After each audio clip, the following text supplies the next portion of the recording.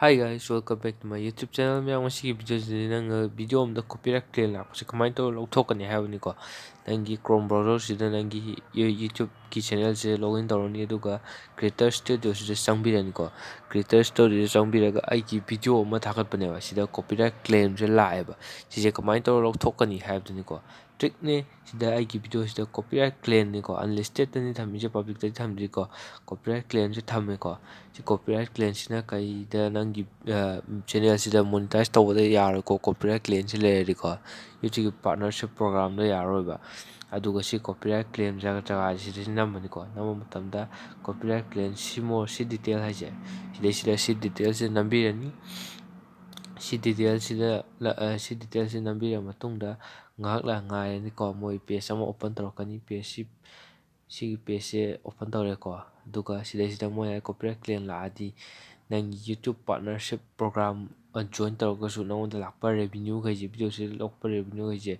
video si audio si ownership ta chatkani ba nang kaim phangoi ko ado partnership program yaudrubo je partnership program yaubo yaro ko copyright claim leragadi any video ama kitang lersu yaro ko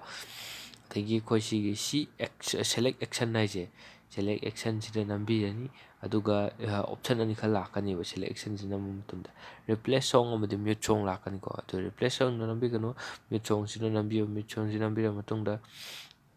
nang sida option ani lakani ba mute all songs when songs plays mute song all songs sinate ko makha isine mute song only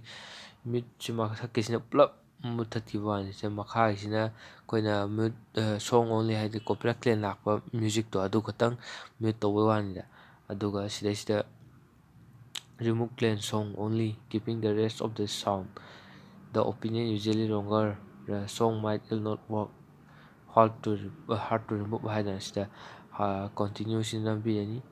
continue sina maga no page some open tawkani adu pangaro do the process might take a while we are able to make the copyright song will update to be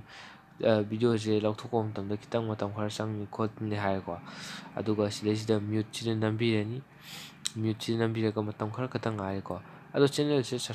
mayam na han bi ai channel cha han bor like amani subscribe tawbiram ko the video se processing tawra matungda ai si processing tawse pung 11:40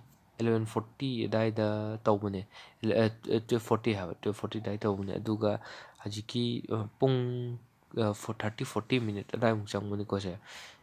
108 ꯁ꯭ꯋꯥꯏꯗ ꯂꯣꯏꯔꯦꯀꯣ copyright ꯀ꯭ꯂꯦꯝꯗꯣ ꯑꯩꯒꯤ ꯚꯤꯗꯤꯑꯣꯁꯤꯗꯒꯤ ꯂꯧꯊꯣꯛꯈ꯭ꯔꯦ ꯁꯨꯃꯥꯏꯅ ꯇꯧꯔꯒ ꯁꯤꯒꯤ ꯇ꯭ꯔꯤꯛꯁꯤ ꯁꯤꯖꯤꯟꯅꯔꯒ ꯂꯧꯊꯣꯛꯄ ꯌꯥꯏꯀꯣ ꯑꯗꯣ ꯃꯌꯥꯝꯅ ꯑꯩꯒꯤ ꯆꯦꯅꯦꯜꯁꯦ ꯑꯍꯥꯟꯕ ꯑꯣꯏꯔꯕꯗꯤ ꯚꯤꯗꯤꯑꯣꯁꯦ ꯂꯥꯏꯛ ꯇꯧꯕꯤꯔꯝꯃꯨ ꯆꯦꯅꯦꯜ ꯁꯕꯁꯀ꯭ꯔꯥꯏꯕ ꯇꯧꯔꯒ ꯕꯦꯜ ꯑꯥꯏꯀꯟꯁꯦ ꯄ꯭ꯔꯦꯁ ꯇꯧꯕꯤꯔꯝꯃꯨ ꯃꯌꯥꯝꯅ ꯁꯤꯒꯨꯝꯕ ꯑꯅꯧ ꯑꯅꯧꯕ ꯚꯤꯗꯤꯑꯣꯁꯦ ꯇꯦꯛꯅꯤꯀꯦꯜ ꯃꯥꯏꯕ ꯑꯩꯒꯤ ꯌꯨꯇ꯭ꯌꯨꯕ ꯆꯦꯅꯦꯜꯁꯤꯗ ꯌꯦꯡꯕꯤꯕ ꯐꯪꯕꯤꯒꯅꯤ ꯁꯣ ꯒꯥꯏꯁ ꯊꯦꯡꯛ ꯌꯨ